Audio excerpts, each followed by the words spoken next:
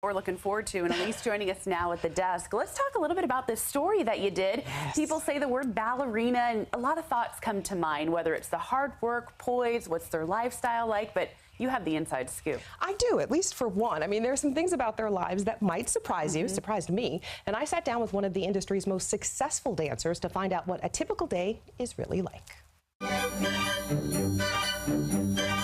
This is how most people see Isabella Boylston, on stage as one of the American Ballet Theater's principal dancers. Others saw some of her best moves when she was Jennifer Lawrence's dance double in the movie Red Sparrow. She's undoubtedly at the top of her profession, but the journey here wasn't always as easy as she makes it look. I started dancing when I was about 3 years old. I'm originally from Sun Valley, Idaho, which is a tiny little ski town. No one in my family knew anything about ballet, but my mom just signed me up for some dance classes at the local rec center. As a child, Boylston said she spent most of her time outdoors, but shortly after starting ballet, she was hooked. I think it was like the musicality of it, the creativity of it, also the challenge.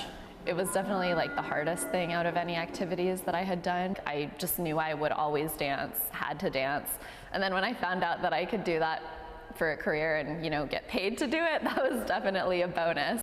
The type of intense dance training she needed to become a professional was hard to find in Idaho. So when she was 14, she left home to attend ballet boarding school. Yeah, that's actually a real thing, and there are apparently dozens of them across the country.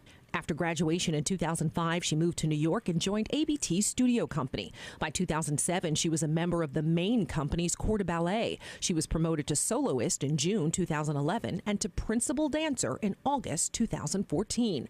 So what is a typical day like for this ballerina and her fellow dancers? I would guess that they're dancing probably 8 hours practice a day. What do you think they eat or don't eat? Nothing. Practically nothing. Actually, Boylston says her days start with a hearty breakfast. I usually eat eggs for breakfast, or this morning I ate pasta for breakfast. I had leftovers from last night. Then I'll take class, so ballet class at 10:15. It's usually an hour and a half. And I don't know, people are always like, oh, why do you have to take class at this level? And class is basically like a warm-up, a workout, and it's also, for me, sort of a meditation where you get your mind and your body in tune. That just sets me up for the whole day. Then after class, I usually rehearse from 12 to 7, and hopefully I have some breaks in there, but not always, unfortunately. I know, it's brutal. Isabella Boylston admits there are many days where her life as a ballerina is absolutely grueling, but she says it's all worth it the minute she steps on stage. Performing, such an amazing feeling where you really like find your flow and you're totally in the moment. It does feel like transcendent. On most performance days, Boylston says she'll only rehearse for about an hour to save her body for the show. I caught up with her on one of her off days, so instead of a 7-hour rehearsal, she only had a 2-hour rehearsal for a performance at a fundraiser that night. She hit the stage for the American Cancer Society's Dance Against Cancer. When it comes to her appearance, Boylston looks the way a lot of people expect ballerinas to look. Muscular shape, athletic build. Very thin, beautiful, tall, statuesque. Boylston says she's not as tall as most people think. She's 5'5", a little shorter than me, but what she calls average height for a dancer. Her point shoes and her long, lean muscles make her seem taller.